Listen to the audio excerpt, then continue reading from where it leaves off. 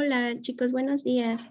Público que nos acompaña, muchas gracias. Una disculpa, estamos teniendo aquí retrasos con nuestra sala de capacitación. ¿Me pueden confirmar por favor en el chat si pueden escucharme bien? Si sí se ve la presentación, por favor, para poder iniciar.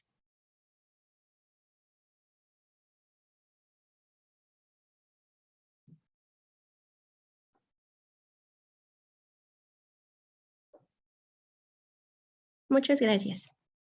Bueno, sin más, pues iniciamos. Vamos a ver el tema de hoy, devoluciones de IVA ante el SAT. Prácticamente, pues es un tema que muchos de ustedes ya conocen, es un tema que ofrece GIA en cada ejercicio fiscal que va arrancando. Vamos a conocer las nuevas modificaciones que hubo para este 2022, qué es lo nuevo, qué hay de novedad.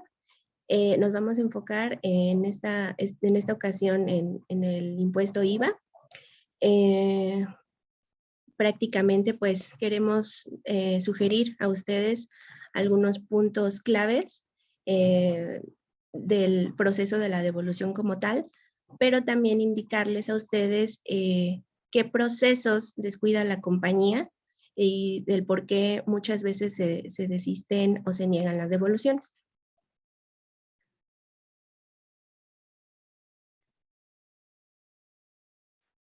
Adiós.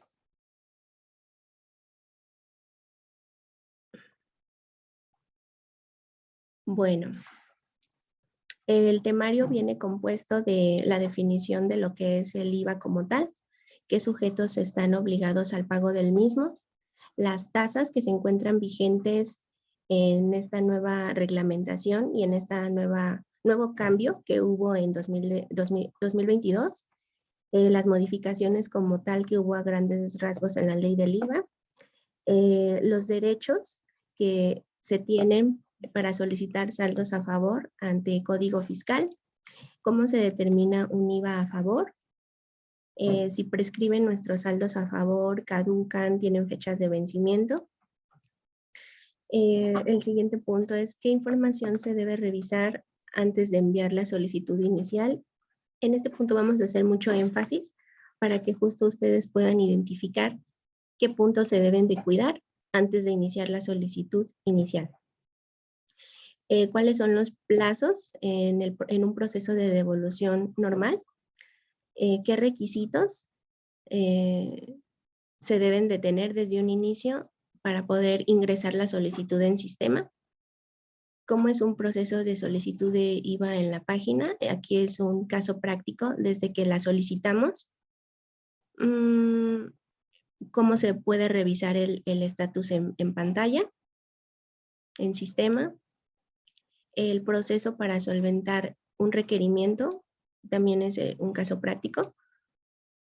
Y qué posibles respuestas puede dar la autoridad ante el proceso de devolución una vez que ya está iniciado. Y por último vamos a cerrar con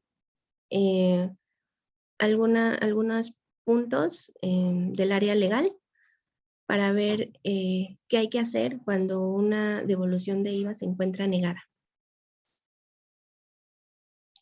Y bueno, como tal, comenzamos para definir qué es el impuesto al valor agregado, que como muchos de ustedes saben, el IVA, al ser un impuesto indirecto, pues no nos pega en los ingresos como puede ser el caso del ISR, sino más bien nos pega en la parte de lo que consumes y los servicios que adquieres. Y lo podemos ver tal cual, vamos de compras o vamos de paseo o vamos a cualquier lado donde siempre nos van a emitir nuestra factura con su respectiva tasa al 16%. Entonces, prácticamente, pues el IVA es un impuesto indirecto que se agrega a todo lo que se consume o a los servicios que se solicitan.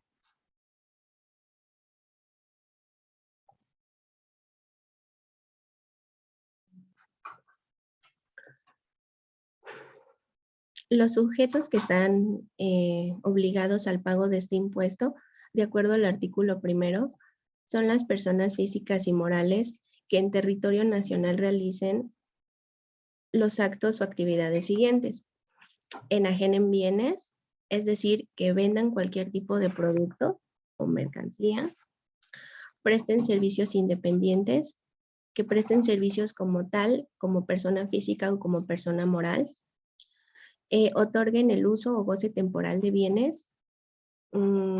Aquí nos habla de la parte de rentar algún bien,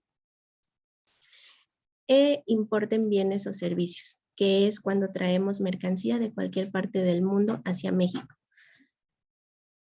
En este artículo primero nos engloba estos 4 supuestos en los cuales siempre vamos a ser sujetos al pago de las tasas que tiene vigentes la ley del IVA. Las tasas vigentes que se encuentran actualmente para el ejercicio 2022 es la tasa general al 16%, que son actos a los cuales se les debe de agregar este impuesto y lo debe de cubrir el consumidor. Esta tasa general es en la mayor parte en todos los bienes y servicios que adquirimos. La otra tasa es la del 0%, en los cuales no se les ve como tal un incremento a los productos o servicios que se adquieren. Y esto es porque pues precisamente la tasa pues es de impacto o de valor cero. También existe al día de hoy un estímulo al 8% que es en zona fronteriza, tanto en zona norte como en zona sur. Esta como tal no es una tasa que se encuentre regulada en la ley, es un estímulo a la que solamente los contribuyentes que se encuentran en zona fronteriza norte y sur pueden solicitarlo para que obtengan este beneficio. Actualmente está vigente y prácticamente una vez que se crea la empresa o se da de alta en el RFC, tenemos a más tardar el mes siguiente, ahora sí que el siguiente mes a más tardar, una vez que nos dimos de alta, para solicitar ser acreedores al estímulo del 8% y pues solamente, como bien indico, aplica en zona fronteriza. Entonces es por eso que algunas compañías tienen justamente que gravar o poner la tasa del 8%, ya sea en ingresos o en gastos, pero no es porque sea una tasa, es un estímulo. Y prácticamente otro es los actos exentos de IVA, no es como tal una tasa, no se define como una tasa, pero son aquellos exentos en los que la ley del IVA indica, bueno, no son afectos para gravar, entonces se les otorga el beneficio de la exención. ¿Qué modificaciones hubo en este 2022? Bueno, pues prácticamente se agrega la definición de actividades no objeto. En este sentido, el artículo 4A se agrega que para los efectos de esta ley se entiende por actos o actividades no objeto del impuesto aquellos que el contribuyente no realice en territorio nacional. Entonces, se reconoce que cualquier actividad no catalogada en los supuestos del artículo primero que veíamos hace un momento serán consideradas como actividades no objeto. Aquí cabe resaltar que prácticamente la autoridad ya no se puso a revisar contribuyente por contribuyente qué actividades sí graban y qué actividades son objeto. Ya te indica la ley, todo lo que sea prestado en territorio nacional 16% y todo lo que no esté considerado dentro del artículo primero, es decir, todo lo que no se encuentre dentro de la ley son actividades no objeto. Entonces, ya aquí está como tal la definición de lo que es un no objeto y prácticamente de aquí se deriva que el artículo quinto sufra modificaciones en lo que es la fracción quinta, en el cual agrega que se deben de incluir las actividades no objeto como tal.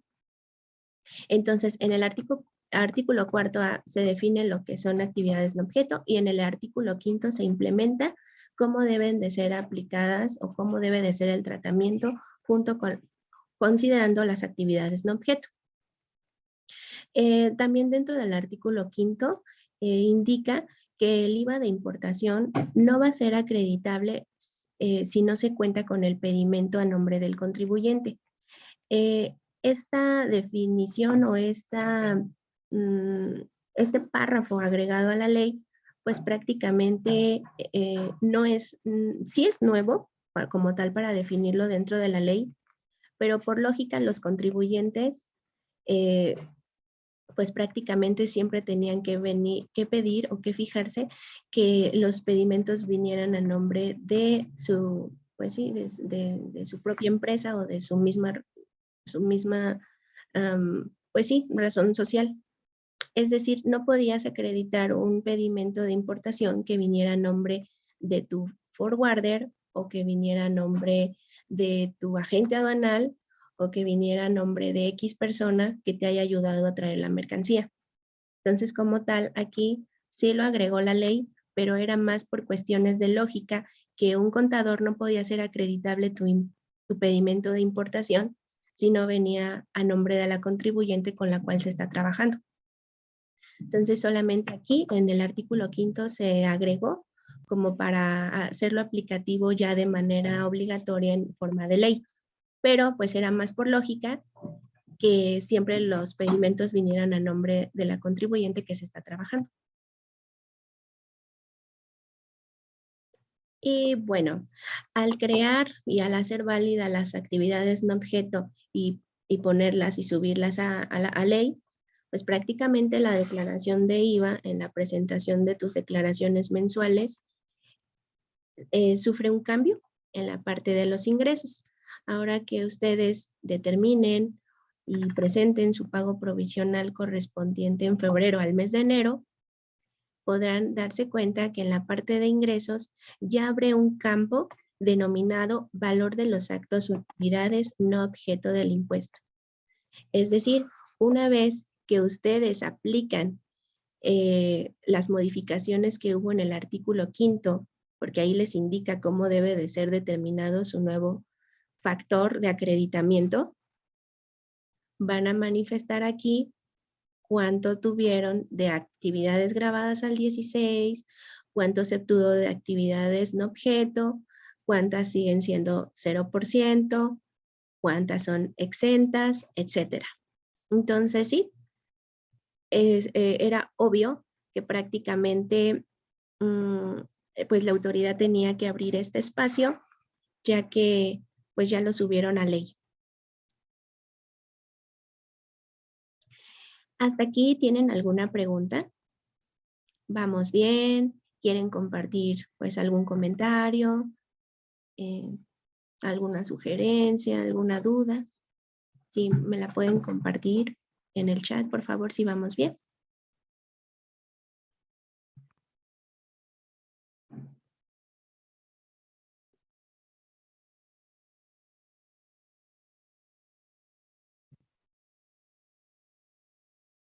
Ok, nos indican que todo claro. Entonces, pues sí, prácticamente como a manera de resumen, esta parte de las actividades no objeto no es un tema nuevo. Desde 2018 vienen criterios que marcaba la autoridad para el tratamiento de las actividades no objeto. El criterio es el 23 diagonal N de IVA y el 45 diagonal N de IVA también. Estos criterios son utilizados por la autoridad revisora para revisar puntualmente el manejo de actividades que no están reguladas en ley.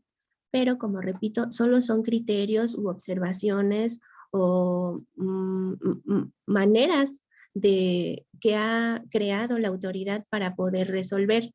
Pero justamente como no están en ley, pues son factibles a que los podamos pelear, pues obviamente ya en otros términos de juicio o legales. Entonces no es un tema nuevo, es un tema que siempre ha venido desde mucho tiempo atrás, pero en específico tomó fuerza en 2018 para que, pues sí, vieron que había contribuyentes que tenía este tipo de actividades y pues que se le estaba escapando a la autoridad. Entonces, ahorita ya en 2022 ya no son criterios, ya está en ley, ya se tiene que cumplir y pues sí es un tema completamente nuevo porque pues hay que ser muy cuidadosos en la forma de la determinación de tu factor de acreditamiento.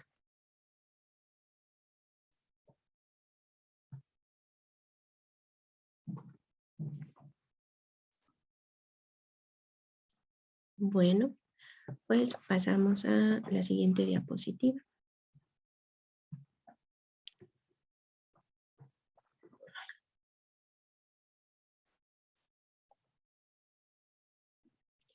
Ok, nuestro siguiente punto a revisar es los derechos a solicitar la devolución del saldo a favor.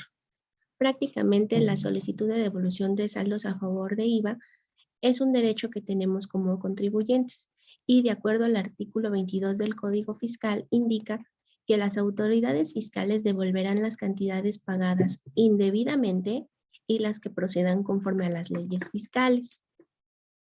Entonces aquí prácticamente el artículo 22 nos ampara que ya sea que hayamos pagado cantidades indebidamente por diferencias que se determinan o las que procedan conforme a las leyes fiscales. Aquí se enfoca un poco a la parte pues de lo determinado en tu declaración en el portal del SAT. En el artículo 6 en específico se indica que cuando en la declaración de pago resulte saldo a favor, el contribuyente únicamente podrá acreditarlo contra el impuesto a su cargo que le corresponda en los meses siguientes hasta agotarlo o solicitar su devolución. Cuando se solicita la devolución, deberá ser sobre el total del saldo a favor. Entonces aquí prácticamente indica si tienes saldo a favor o lo acreditas hasta que agotes ese saldo o lo pides en devolución, pero al solicitarlo en devolución no es por pedacitos o por remanentes que te vayan quedando una vez que vas acreditando. Debe de ser por el total del saldo a favor. ¿Cómo se determina un IVA a favor? Bueno, pues prácticamente no es nada difícil. Solamente es la diferencia que existe o que hay entre, entre el IVA acreditable que pagaste por tus importaciones o por tus actividades grabadas y vas a hacer la operación aritmética en el cual restes la parte del IVA que cobraste por tus operaciones que realizas. En este sentido, en el ejemplo se puede observar que la parte de los gastos fue mayor a la parte de mis ingresos y se obtuvo un saldo a favor.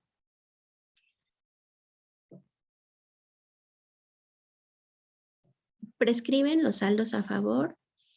En la ley del IVA no establece como tal que los saldos a favor tengan, por decirlo de alguna manera, fecha de vencimiento o de caducidad para poder solicitarlos a la autoridad.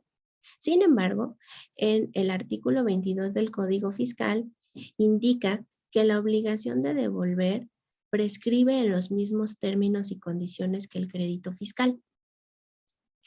El artículo 146 del Código Fiscal indica: el crédito fiscal se extingue por prescripción en término de 5 años. Entonces, si bien no se establece en la ley del IVA, sí tenemos el apoyo de este artículo en código, en el cual nos indica que prácticamente aplica el mismo término y condición que para el crédito fiscal. Entonces, recordemos que el código fiscal está por encima de la ley del IVA y entonces, pues tenemos que obedecer lo que se nos está indicando nosotros como contribuyentes.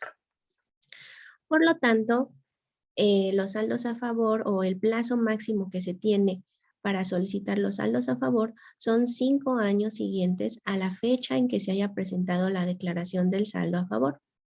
Es decir, en este mes de febrero estoy determinando el saldo a favor de enero 2022, pues entonces tengo de aquí a 5 años para poder reclamar este saldo a favor a la autoridad. Prácticamente la compañía ve las devoluciones de saldos a favor como algo positivo, ya que prácticamente pues empieza a tener flujo de efectivo. Pero, no obstante, se tiene que tener cuidado porque ya para la autoridad no es suficiente que se tenga el CFDI como tal que ampare la operación. Entonces, muchas veces los contribuyentes indican que como se tienen saldos a favor, pues va a ser un procedimiento muy sencillo de ingresar a la plataforma, solicitar la devolución y a más tardar en el tiempo que está establecido debe de ser resuelta la solicitud. No es así. Prácticamente con este nuevo gobierno que tenemos, lo que menos quiere es soltar pues dinero.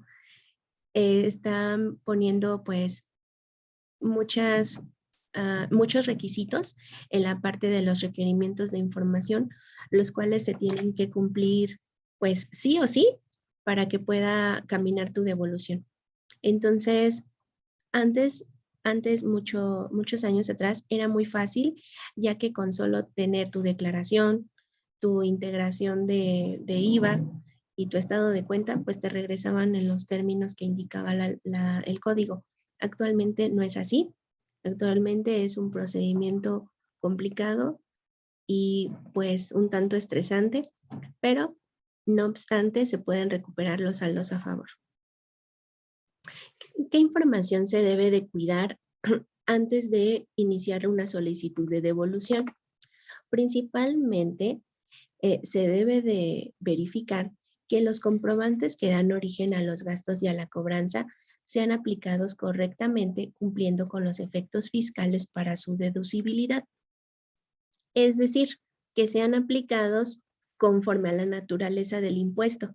Recordemos que la naturaleza del impuesto IVA es por flujo de efectivo. Muchas veces, ¿qué pasa? Que no está el flujo o el pago o el ingreso del dinero en bancos y quieren hacerse deducible ciertas facturas en determinado mes, pero no está el flujo de efectivo en ese mes, está un mes después o 6 meses después. Entonces, no se pueden acreditar el impuesto porque no está habiendo flujo de efectivo. Y repito, la naturaleza del impuesto es por flujo de efectivo. Entonces, primeramente, vamos a hacer acreditables los FDIs siempre y cuando exista flujo. Deben de tener ahí mucho cuidado en la parte de sus contabilidades a la hora de hacer su determinación o su contabilidad en sus cierres ya de determinación final, porque una cosa es para ISR y otra cosa es para IVA. Entonces, deben de tener ahí cuidado. También, obviamente, se debe de tener cuidado que estemos revisando que nuestros proveedores no se encuentren dentro de las listas negras del SAT. Tenemos que tener cuidado que el CFDI efectivamente traiga los requisitos que actualmente están vigentes para 2022. Entonces, es una revisión que sí se tiene que hacer a cada CFDI desde su vigencia, desde su validez, desde que cumpla con todos los requisitos actualmente que se modificaron y poder ver el impacto del CFDI en el flujo de IVA. Otra cosa que debemos analizar es la totalidad de los depósitos de cada una de las cuentas bancarias. En las devoluciones, la autoridad cuida mucho la parte de los ingresos. De los gastos, como de ahí se deriva mi IVA acreditable y es como el IVA a favor que tiene el contribuyente, prácticamente no se mete mucho y si a ti se te olvidó acreditar una factura porque sí estaba el flujo y tú no metiste la factura, pues al SAT no le interesa, al contrario, qué bueno que se te olvidó o que se te pasó, contador, aplicar varias facturas. Al SAT lo que le interesa es la parte de los ingresos. Entonces, si la autoridad detecta que hay ingresos de cobranza, ok, pásame nada más por cada depósito qué facturas aplican y documentame este depósito. Perfecto. Pero si hay ingresos diferentes a cobranza, como pueden ser préstamos intercompañías, préstamos bancarios, aportaciones de capital, capitalizaciones en la cual tenga que ver con los socios o con los accionistas principalmente de la compañía, devoluciones de proveedores, etcétera, va a cuestionar el origen de estos depósitos. Entonces, prácticamente se tiene que documentar qué generó este ingreso. Entonces, si es préstamo bancario, necesitamos el contrato que se realizó con la institución financiera. Si fueron aportaciones de capital, entonces necesito los estados de cuenta de tus socios o de tus accionistas o de quien haya inyectado el capital, donde se vea la salida del dinero y deba de ser el mismo que está ingresando al banco de la compañía. Se necesitan actas de asamblea protocolizadas con estas nuevas, con estos nuevos depósitos que se están inyectando a la compañía. Entonces, sí hay que tener mucho cuidado referente a todos los depósitos y más con todos los depósitos que no sean cobranza. Se tiene que revisar la balanza de comprobación, los auxiliares y el libro diario. Muchas veces tienen las empresas o las compañías saldos en su balanza y principalmente las cuentas de ISR y de IVA, no amarra con papeles de trabajo y no amarra con declaración. Entonces, ahí se debe de tener cuidado porque prácticamente pues no debería de haber, en este ejemplo que les puse, 3 cantidades diferentes. Debería de venir amarrando las 3 o por lo menos 2, porque precisamente tienen otras actividades que se tienen que ir cuidando y que muchas veces no amarra como tal ni la balanza, ni los papeles de trabajo, ni las declaraciones, pero por lo menos 2 sí te tienen que amarrar. Entonces es un rollo cuando estás revisando y te das cuenta pues que no amarra nada. Se tiene que verificar las declaraciones presentadas con papeles de trabajo y a su vez lo que está declarado en tu declaración, lo que tienes en tu papel de trabajo debe de amarrar con tu DIOT. Si no amarra con la DIOT, también es el momento de verificar y de revisar. Siempre te tiene que empatar lo que está en tu declaración con tu DIOT. Solicitar verificación de domicilio si es un contribuyente que prácticamente está por primera vez iniciando en el tema de las devoluciones. Es de suma importancia solicitar la verificación de domicilio, toda vez que este fue uno de los requisitos que se implementó el año pasado para poder caminar tu devolución. Si esto no se tiene cuidado y no lo revisan desde un inicio, te detienen la devolución de manera inmediata al verificar en sistema que te encuentras con domicilio no localizado o como contribuyente no verificado. Esto prácticamente pasa cuando estás pues en un edificio, rentan más oficinas y muchas veces la parte de abajo son comercio, restaurantes, tiendita. Entonces llega la autoridad y el primer punto pues es estos comercios y pues no conocen a X contribuyente.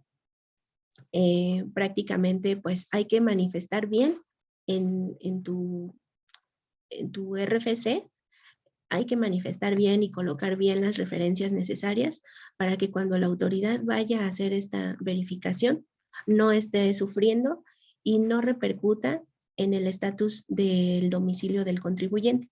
Entonces ahí, ojo y mucho cuidado, revisen bien sus constancias de situación fiscal donde les aparece su dirección para que efectivamente comprueben que tengan todos los datos y referencias necesarias para que la autoridad revisora en dado momento llegue, pueda ubicar de manera rápida al contribuyente. Y prácticamente como resultado de este proceso se pueden detectar errores, omisiones, tanto de la parte contable y fiscal, y se podrá corregir antes de iniciar ante la autoridad el proceso de devolución. Esta revisión se debe de hacer porque muchas veces solo se ingresa la solicitud en sistema por ingresarla y no se percatan de todos estos puntos. Entonces, cuando la autoridad envía el requerimiento, pues muchas veces lo que primero señala es, oye, tengo diferencias en tu DIOT con lo que me está solicitando, acláramelo. Oye, tengo diferencias en tu balanza con tus estados de cuenta. No me amarran con tu saldo. Aclara por qué. Oye, tienes muchos ingresos de préstamos, pero no me estás dando ninguna evidencia. Entonces, para evitar este tipo de situaciones, desde un inicio se recomienda revisar por lo menos estos puntos, y estos puntos les van a ahorrar muchos dolores de cabeza. Actualmente los plazos en el proceso de la devolución no han cambiado, siguen siendo en términos de código los mismos días. Entonces, los comentamos para que puedan ustedes tener los días en el radar.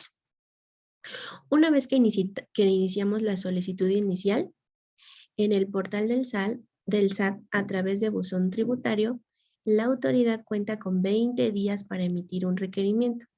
Es decir, el día de hoy, 11 de febrero, ingreso la solicitud, debo de estar pendiente porque máximo 20 días hábiles debe de estar llegando a mi buzón tributario el acto administrativo del requerimiento de información. Pasaron esos 20 días, ha llegado mi primer requerimiento. Abrimos nuestro buzón, comienzan los días de conteo de notificación, y ese acto administrativo me va a marcar que tengo como plazo para dar respuesta a la atención de cada uno de los puntos que llegan en ese requerimiento 20 días hábiles para contestar. Aquí pueden pasar dos supuestos. Lo primero es que me llegue un segundo requerimiento, y esto pasa porque la autoridad necesita más evidencia, ya que no se cubrió en la primera carga con el total de la documentación, y entonces la autoridad te indica, oye, te pedí esto, no me lo estás ingresando, por favor, compleméntalo, mándamelo, cárgalo o explícalo. Entonces, a más tardar se tiene como, una vez que solventamos el primer requerimiento, dentro de la primera semana siguiente, más o menos, está como a latente de que nos llegue un segundo requerimiento. Una vez que surte efectos este segundo requerimiento, nuevamente lo envían mediante buzón y se cumple el plazo para ser notificado, se deberá de solventar o de contestar a la autoridad en el plazo de 10 días hábiles para contestar este segundo requerimiento. Ya no nos dan 20, solo nos dan 10. Y la respuesta: la autoridad revisará la información para emitir una resolución. Una vez que solventamos, empiezan a correr, a hacer el conteo de los 40 días. Si nos llega un segundo requerimiento, prácticamente el avance de días que ya se tenía al solventar el primero, nuevamente se inicia una vez que solventamos el de segunda vez. Entonces inicia nuevamente sus 40 días. ¿Qué se debe de tener para presentar la solicitud en sistema? Bueno, primeramente debemos de contar con la FIEL, obviamente tener un RFC, contar con buzón tributario activo, contar con estado de cuenta que no sea mayor a 2 meses de la fecha en que se realiza la solicitud, tener presentada la DIOT, contar con domicilio localizado, y para el caso de grandes contribuyentes se deberá de presentar anexo a la solicitud los anexos 7 y 7A, y estos son emitidos por un programita que se llama F3241. Prácticamente, pues no son requisitos difíciles ni que no se tengan. Solamente les reitero, hay que cuidar desde un inicio la parte del acreditamiento del impuesto de cada mes y cuidar la determinación del impuesto, así como principalmente deseo hacer aquí énfasis en que la compañía tenga y cuente con la información denominada materialidad de la información. ¿Qué es la materialidad de la información? No es otra cosa que documentación, evidencia que pruebe que los saldos a favor, así como las operaciones que realiza la compañía, sean existentes, que no sean actividades simuladas. Si ustedes me preguntan ahorita, Carmen, ¿en qué parte de la ley indica qué es o qué define la materialidad de la operación? Pues no, en ningún lado indica como tal. Sin embargo, recordemos, en el artículo 69b de código nos habla de las actividades con operaciones simuladas, actividades con operaciones, llamémosla fantasma. Entonces, ahí nos indica como tal el cuidado que se debe de tener de realizar estas actividades con estos proveedores o estos contribuyentes que se encuentran en listas negras. Entonces, también otro consejo que les doy es verificar los proveedores que actualmente tiene la compañía regularmente en estas listas, porque de repente no sabemos la procedencia de, pues sí, de nuestros proveedores, o porque tienen buenos precios nos acercamos a ellos, pero realmente muchas veces ni siquiera las facturas existen. Entonces, esto nos damos cuenta como parte de la verificación antes de iniciar la devolución, pues que los proveedores no se encuentren en estas listas. Entonces, pues muchas veces nos pueden, pues sí, meter en la contabilidad documentos que son falsos. Entonces, no está de más que realicen la verificación de sus proveedores en estas listas. También en el artículo 5 del código, 5A del código, nos habla referente a la presentación de pruebas. Ahí en ese artículo indica que la autoridad está facultada para en todo momento exigirnos pruebas que le ayuden y que le sirvan para verificar que toda la evidencia es confiable y las facturas son realmente con la actividad que yo digo y manifiesto tener. Entonces, lo que quiere la autoridad también es ver que todo amarre. Si yo en mi constancia de situación fiscal digo que me dedico a la venta de refrigeradores y de electrodomésticos y de repente quiero hacerme deducible comprar una maquinaria para la preparación de alimentos o para la generación de X cosa, pues no, o sea, debemos de ser congruentes con nuestro objeto social. Entonces se debe de cuidar todo. Entonces, como les repito, no hay como tal un artículo que defina la materialidad de la operación, pero sí está en código ciertas reglas y principalmente ciertas facultades que tiene la autoridad de poder exigirnos documentación para poder acreditar y principalmente para poder cumplir con lo establecido en ley, pero principalmente para saber que la procedencia del saldo a favor es real. Entonces, pues prácticamente eso sería de mi parte todo. En estos momentos voy a dar acceso a la presentación del caso práctico a mi compañero Luis Fernando para que pueda él presentarles el caso práctico desde la solicitud hasta la solventación. Por favor, indíquenme si está todo claro hasta aquí antes de pasar o tienen alguna duda, tienen alguna sugerencia, algún comentario, tienen alguna objeción. Entonces, por favor, si me pueden indicar en chat si podemos avanzar o si tienen alguna cuestión.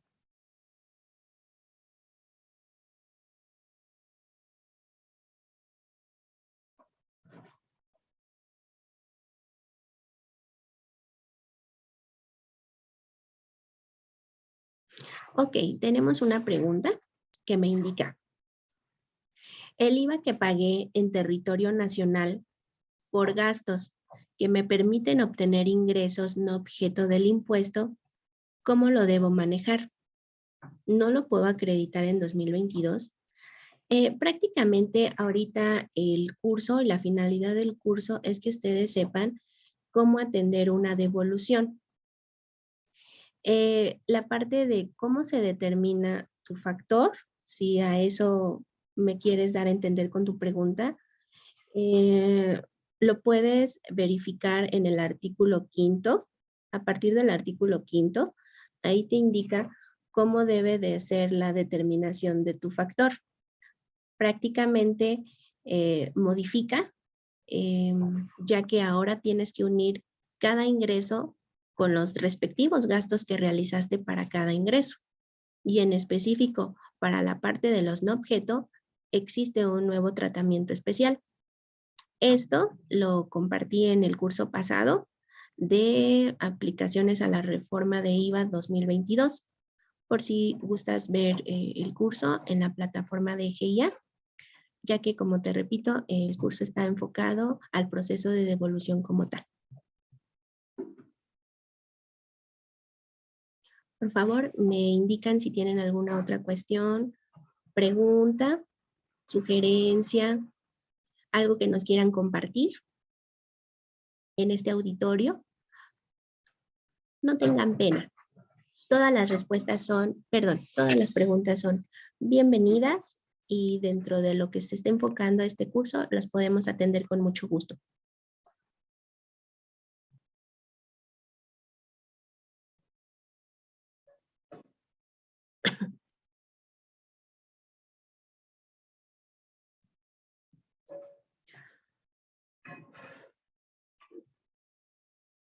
Bueno, pues me parece que, creo que sí. Ok, bueno, me parece que no hay preguntas. Por favor, en dado caso que tengan alguna pregunta muy puntual y tienen pena o no saben cómo redactarla, pues voy a dejar por aquí mi correo por si la quieren o la gustan enviar o quieren que la revisemos como más a detalle. Y con todo gusto podemos revisarlo.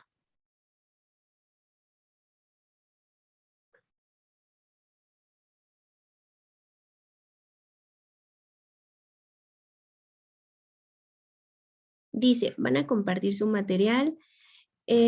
Prácticamente no lo compartimos. El curso se graba y lo pueden ver de nuevo en nuestra página de YouTube, de Facebook y nuestras redes sociales de GIA. Entonces, bueno, les he compartido mi correo. Si tienen alguna pregunta más específica de su operación o alguna duda referente a devoluciones, favor de hacérmela llegar. Con mucho gusto lo podemos revisar más a detalle. Procedo a cederle los derechos a mi compañero Luis Fernando.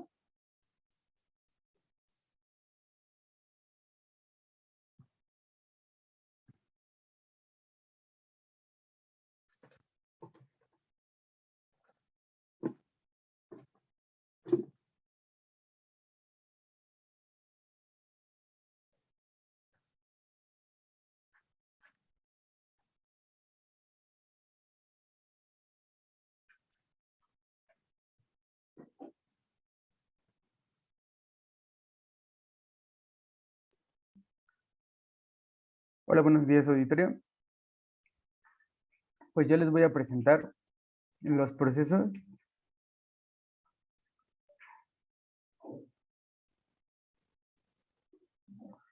de la solicitud de la devolución de IVA. Este es un caso práctico que se ha venido manejando desde que iniciaron las solicitudes. Entonces, procedemos con la diapositiva, por favor. Bien, para empezar esta solicitud, ya como le explicó mi compañera Carmen, ya tenemos que tener todo amarrado, ya tenemos que tener nuestros saldos, nuestra DIOT, nuestro IVA acreditable, nuestro IVA trasladado, tenemos que tener ya la certeza de que este saldo a favor es correcto. Entonces ingresamos a la página del SAT, nos vamos a empresa y en devoluciones hay una partecita donde dice solicitud de la devolución, el cual nos abre este menú. Este menú empieza por origen de devolución, que casi siempre es por saldo a favor. el tipo de trámite, pues estamos viendo lo del IVA convencional, pero también hay ISR, IEPS. Entonces, como ahorita estamos viendo IVA, nos vamos a enfocar en este. El origen del saldo son otros, porque también hay otras partes de artículos donde, como ISR y IEPS, pueden tener concisos o en algunos artículos especiales. La información adicional, esa la ponemos nosotros, que por lo general ponemos que el IVA acreditable es mayor al IVA causado.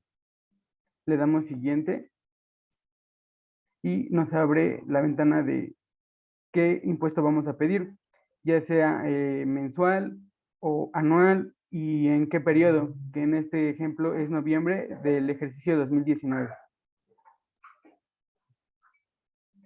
Ok, aquí se tiene que poner, si el saldo generado es en una declaración normal, se tiene que poner normal, es la fecha de presentación de la declaración, el número de operación de la declaración normal, el importe del saldo a favor y el importe solicitado en devolución casi siempre es el mismo. Entonces, si nosotros hicimos una declaración normal y después generamos el saldo a favor en una complementaria, aquí te abrirían dos menús. Uno, el de la declaración normal, que solo te pediría, bueno, la declaración normal, el tipo de declaración, número de operación y el importe de saldo a favor. Y se abriría otro menú donde te dice que presentes la información de la declaración complementaria, que sería igual número de operación, fecha de presentación y el importe de saldo a favor. Siguiente, por favor. Después nos abre un menú donde ya debería estar la cuenta bancaria de nuestra empresa, pero de todas maneras te pide que subas la portada del estado de cuenta no mayor a 2 meses. Entonces se da clic en adjuntar el estado de cuenta y se manda.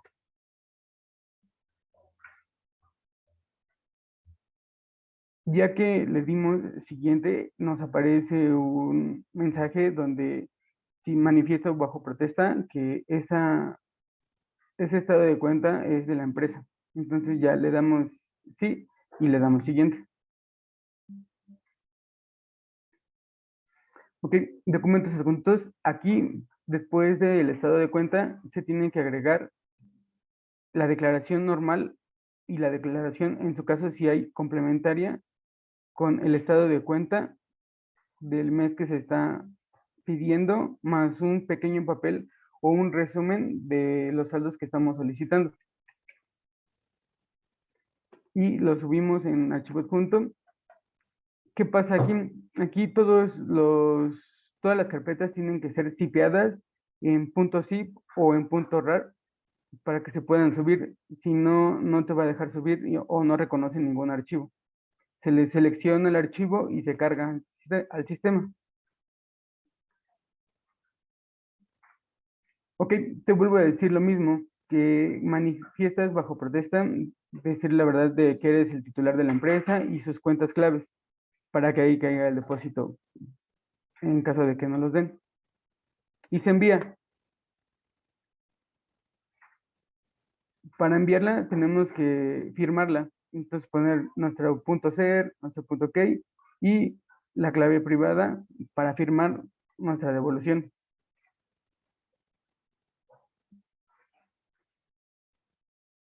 El SAT nos arroja un acuse en el cual está el lugar y fecha, el RFC de nuestra empresa, el nombre de nuestra empresa y nos muestra lo que ya habíamos hecho antes. Nos dice el periodo solicitado, nos dice cuánto lo presentamos, nos dice en qué ejercicio lo presentamos y también nos dice cuál es el monto del saldo a favor.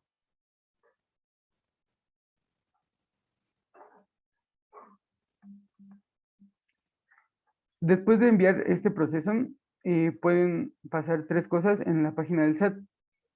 Igual nos metemos a la página del SAT, empresas, nos metemos a seguimiento de devoluciones. En seguimiento de devoluciones ya va a estar ahí todas las devoluciones que hayamos pedido en toda la empresa, tanto 2019, 2020, 2021. Entonces, aquí pasa que nuestro mes requerido se puede encontrar en tres procesos. Uno, en proceso. El proceso a la espera de la llegada del primer requerimiento. La autoridad está validando la información que estamos mandando o solicitando en nuestro primer envío. Requerida. Llega un requerimiento vía buzón tributario y una vez que surte efectos, comienza el conteo de 20 días hábiles para dar contestación al mismo. ¿Qué pasa? Aquí solito se actualiza, el SAT en lo que revisa, hace la revisión de lo que mandamos, nos manda un requerimiento de información, ya sea que puede llegar de 5 o 10, y ya nos han llegado hasta de 27 puntos para que nos devuelvan ese saldo a favor, ya que la autoridad primero pasa en proceso y después en requerida, ya que nosotros llegamos a mandar nuestro requerimiento, se empieza una revisión. Esta revisión puede tardar 40 días hábiles. El SAT se toma pues su tiempo para revisar todos los papeles de trabajo que nosotros le mandamos. Ya después que nosotros le mandamos ese requerimiento solventado, igual vuelven a ponerse otra vez en proceso esa devolución. Después de ahí pasa otra vez a revisión, donde el SAT revisa nuevamente lo que se le haya mandado para validar o no la información. Siguiente, por favor. Bueno, yo les voy a mostrar el proceso para solventar un requerimiento de IVA. Bien, este es un pequeño requerimiento que nos llega en caso de que la autoridad no quede contenta con el primer envío. Entonces, casi siempre llega, se repite lo que ya les había comentado, puede llegar de 5, 10, hasta 27 puntos, más que nada en los saldos a favor mayores a 700, 800 mil pesos, nos llegan más pesados los requerimientos. Entonces, este es un machote donde nos llega el acto administrativo, más o menos viene quién lo emite, la persona que lo emite, hacia la empresa. Entonces, aquí viene todo lo que se puede mostrar en amarillo, es el mes que se pidió este requerimiento y el saldo que queremos recuperar.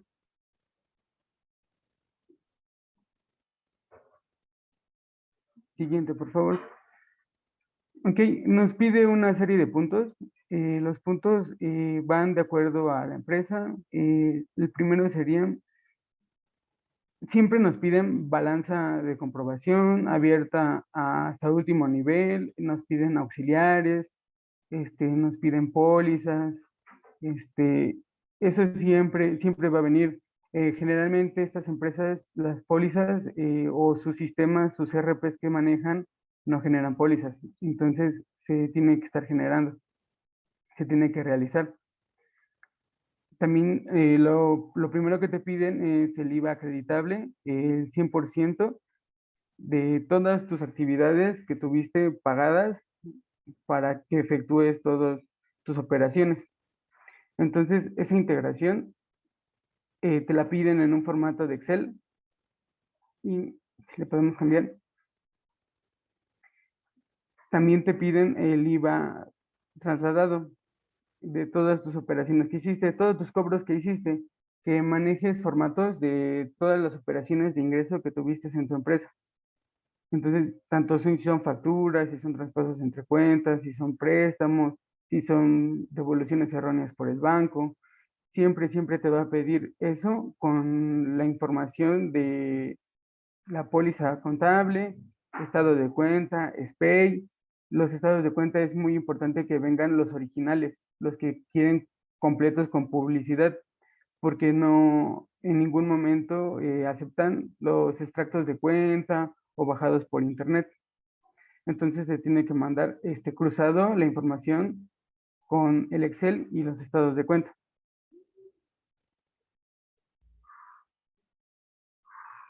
¿Qué pasa?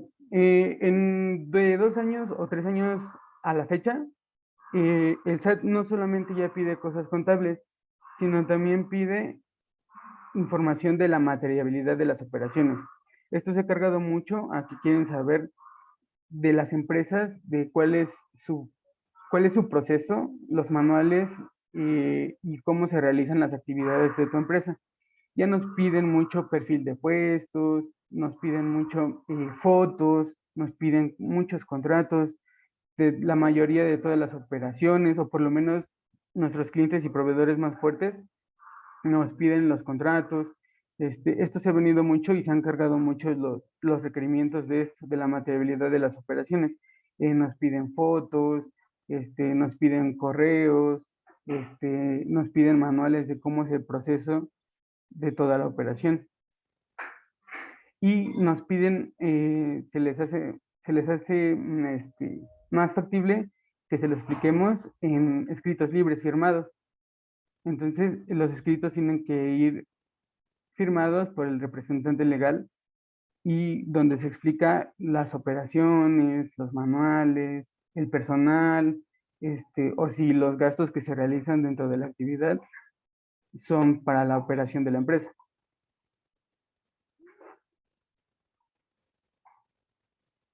Ok, este es un pequeño extracto de un papel de trabajo, como les comentaba, relación 100% proveedores. Entonces, el SAT te dice que muestres cada operación que tuviste en el mes o en el periodo solicitado de cada uno de tus salidas de dinero.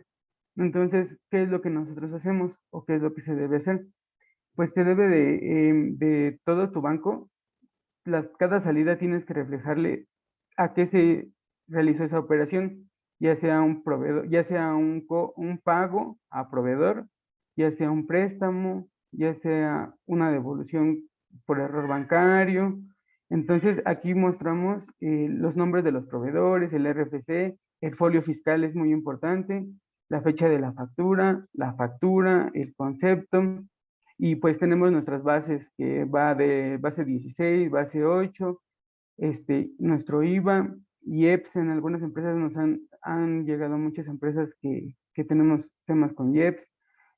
Y se pueden mostrar al último los cruces. Esos cruces son con el estado de cuenta.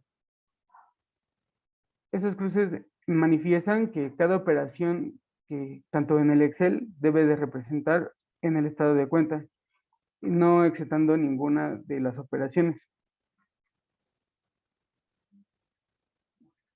Siguiente, por favor.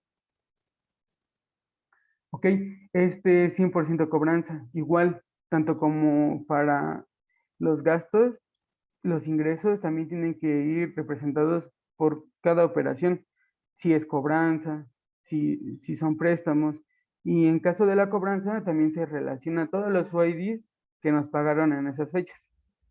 Entonces, se hace igual, es el mismo tratamiento. Se le pone el folio fiscal, se le pone la fecha, las facturas, los clientes, los conceptos y nuestras bases de IVA. ¿Qué pasa? Generalmente todas las empresas tienen diferentes bancos. Entonces, la autoridad te dice, ok, no nada más dame tu banco más fuerte, sino quiero ver todas las operaciones de tus bancos. Entonces, cada banco se fragmenta en dos pestañas, donde una es el ingreso y la otra es el egreso. También los bancos. Los bancos también pudiéramos tener 15, 10 bancos, 4 bancos, y todos se tienen que incluir para que el requerimiento fluya.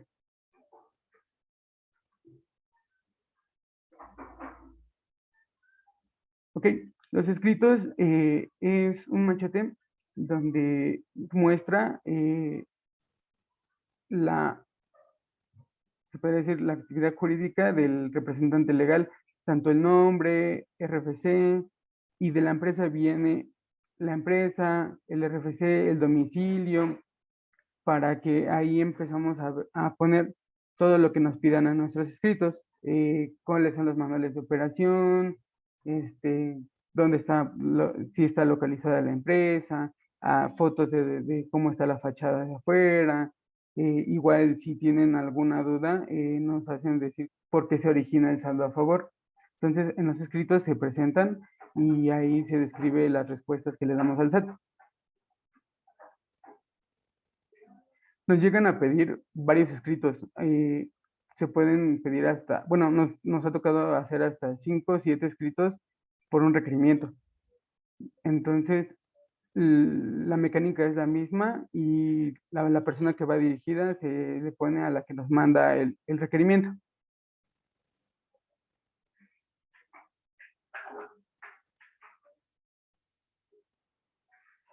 ¿Qué pasa? Cuando solventamos los requerimientos, deben de ir en formato zip y no mayor a 4 megas. ¿Por qué? Porque si tú quieres subir un archivo mayor de 4 megas, no te deja el sistema y siempre te va a marcar error y te va a botar de la página y va a marcar un error. Entonces, se han llegado a subir hasta 116 archivos en estos requerimientos. Entonces, si vas en el archivo 80 y no marcaste bien tu límite de megas, te bota toda la devolución. Entonces, y tienes que empezarla desde el inicio, tienes que meter otra vez a la página de SAT, meter los archivos y hasta que nos deje solventarlo. Siguiente, por favor. Vamos a ver cómo se solventa un requerimiento. Nos metemos a la página del SAT, empresas, y le damos seguimiento en trámites y requerimientos.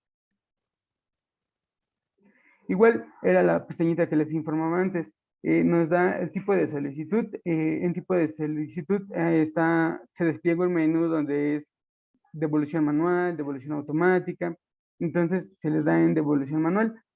Selecciona el ejercicio que ya presentamos previamente y nos muestra las solicitudes,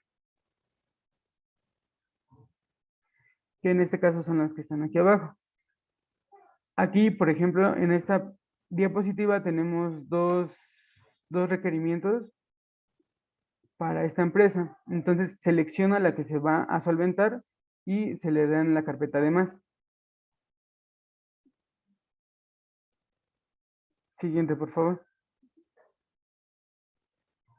Aquí no se ve varios puntos que son, generalmente siempre son los que nos piden en el requerimiento. Nos llegan 10, 15, o a lo mejor marca un error en cuanto a solo nos da un solo punto. Entonces, en ese solo punto tenemos que agregar toda la información ordenada.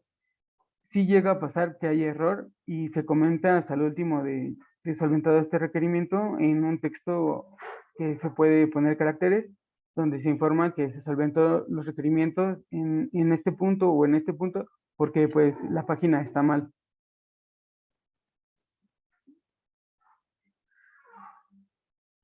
Se selecciona el número 1, número 2, número 3, así como lo quieras, como lo estés ordenando en tu solventamiento. Y, y se cargan los archivos. Era lo que les comentaba. Aquí se cargan todos los archivos, no mayor a 4 megas, de todos tus puntos que quieras reflejar.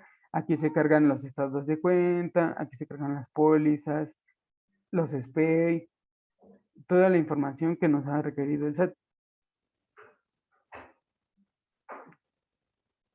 Una vez ya cargado un archivo, se muestra como en la imagen que se cargó el archivo cédula 100% de IVA acreditable. Y así con todos los archivos que cargues. Generalmente se hace por punto y puedes cargar, hay infinidad de archivos que puedes cargar.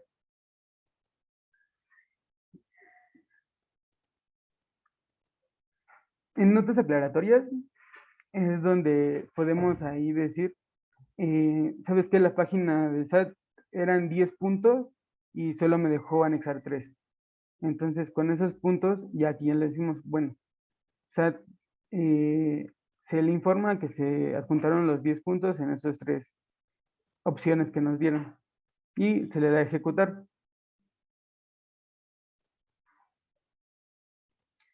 Bien, para mandar siempre el requerimiento de información, siempre necesitamos la fiel. Entonces, igual metemos nuestro archivo SER, nuestro archivo key, la contraseña privada y se firma el archivo.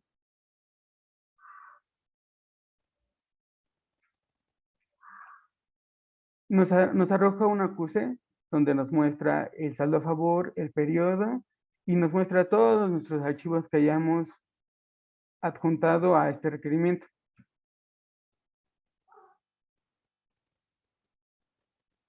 Siguiente, por favor. ¿Qué pasa? Después de que pasa solventar el requerimiento, nos llegan 4 ahí mismo, puede haber 4 respuestas: la desistida, autorizada parcial, autorizada total y negada. La desistida: una vez revisada la información, autoridad considera que falta evidencia o soporte que cubra la materialidad de la operación. Entonces aquí el SAT no lo convencimos de todo lo que nos pidió y nos la desiste. Autorizada parcial: dentro de la revisión de la documentación aportada, la autoridad devuelve una cantidad menor a la solicitada por el contribuyente. Esto se traduce a que no esté de acuerdo con los gastos. ¿Qué pasa? Sí nos ha llegado a pasar donde pedimos 70,000, 80,000 pesos y solo nos devuelven 20 o 35, porque la autoridad determina que solamente eso es lo que es el saldo a favor.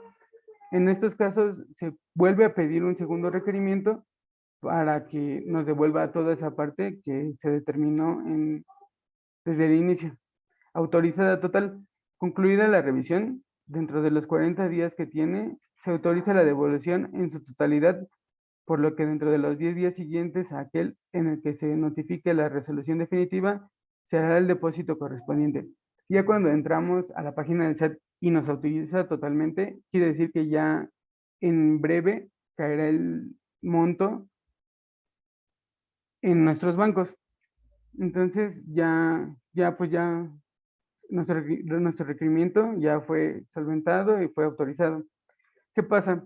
La autoridad nos devuelve el saldo a favor, pero no nos devuelve la autoridad el monto solicitado, si no hay una actualización, que la actualización va del mes anterior, de donde se pide la devolución, al mes anterior de la fecha de la generación del saldo. Es decir, si nosotros pedimos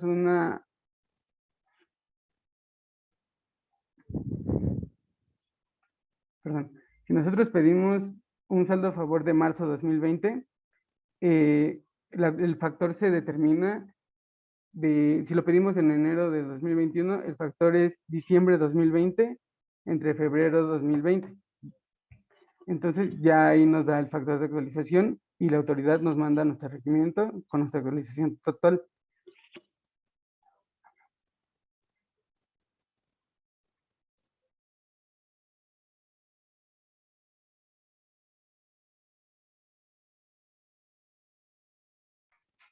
Listo, disculpen. Y la negada: una resolución negada es cuando la autoridad ha encontrado alguna inconsistencia y pues decide no regresarnos el saldo a favor. Deduce que la documentación que le mandamos no es suficiente y no es aceptada. Entonces, ¿qué se puede hacer? Siguiente, por favor.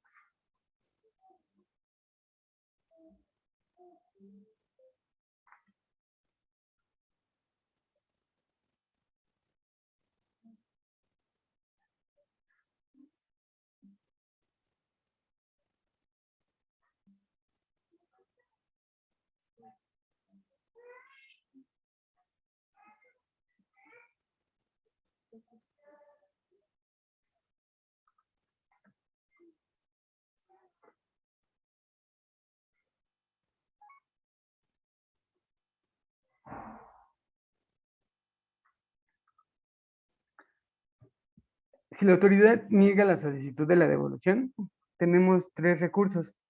Primero tendríamos que acudir a la PRODECON para una asesoría adecuada y gratuita que permita recabar pruebas contundentes para enfrentar al SAT. Los 3 recursos son recurso de revocación, juicio contencioso administrativo y juicio de amparo.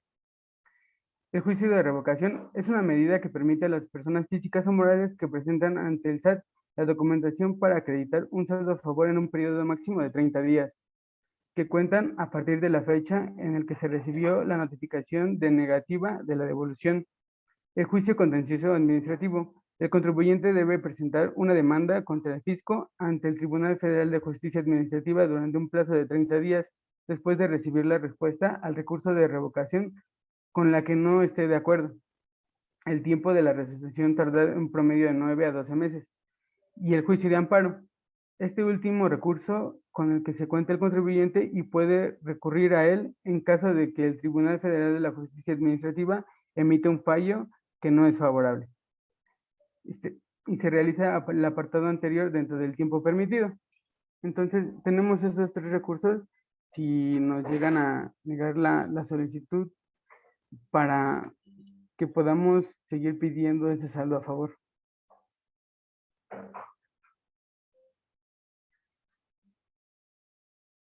Y por mi parte ha sido todo. Muchas gracias y si tienen alguna pregunta, se estará contestando.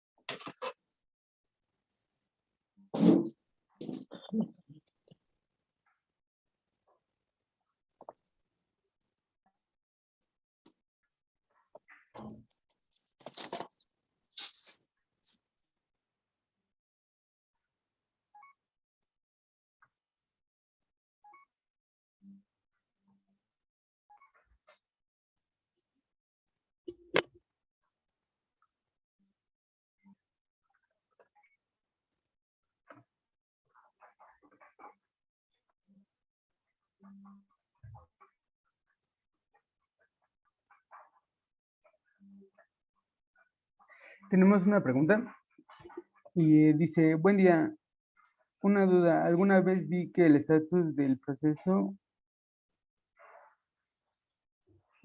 Morsa, ¿a qué se refiere? No, no sabría contestarte esto, proceso Morsa, no, Oh, hola, ¿me escuchan?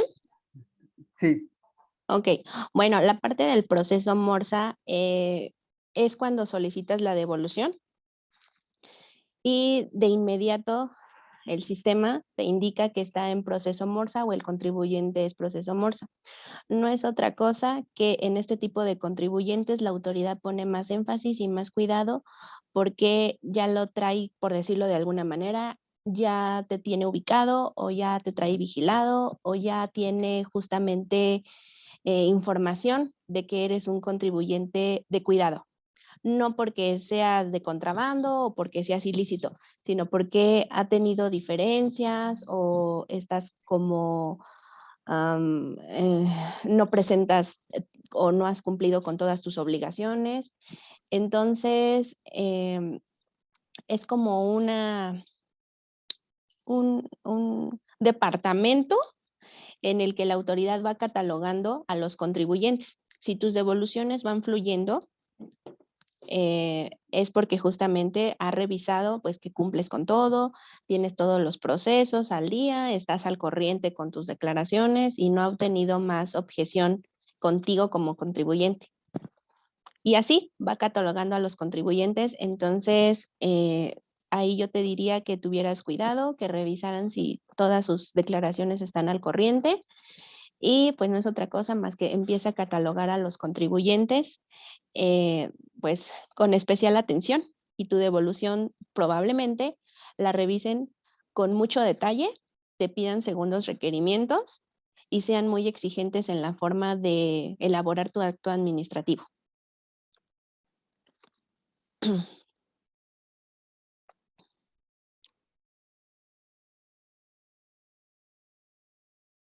No sé si con eso este, contestada tu pregunta. Ok.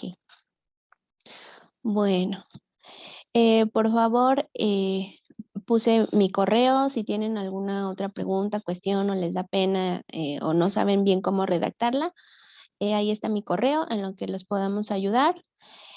Y pues esto sería todo por parte de nosotros. Espero haya sido este seminario de su agrado y pues agradecemos su tiempo, tanto el tiempo de espera como su valiosa participación. Reiteramos nuestro agradecimiento y eso sería todo por parte de nosotros. Muchas gracias, que tengan un excelente día, un buen fin de semana y por favor, compañeros de GEIA, si me permiten un momento para tomar su asistencia. Gracias.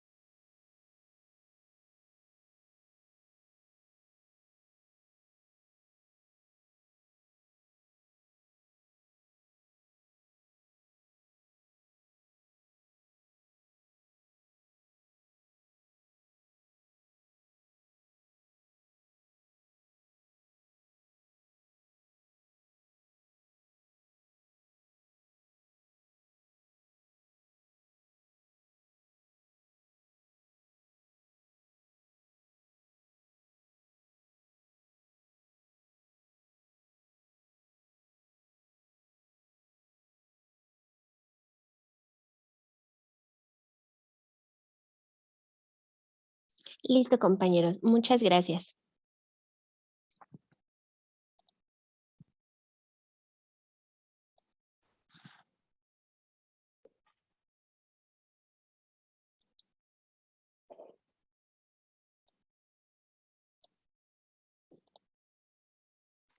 Muchas gracias a ustedes por su tiempo para la toma de este curso.